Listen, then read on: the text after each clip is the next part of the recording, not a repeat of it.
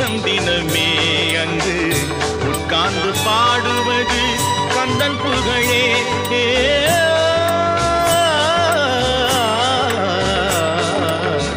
நாளுக்கு நாள் மாறும் நாகரிகமே, நாளுக்கு நாள் மாறும் நாகரிகமே, அதில் நான் என்று மாறாத தனியினமே.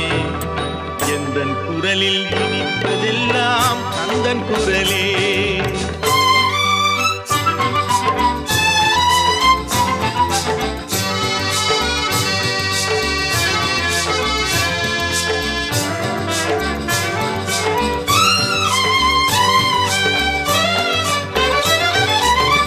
கன்னித்தமிழ் பாடுவது புது சுகமே, அதில் காண்பதெல்லாம் கந்தன் கவிநயமே.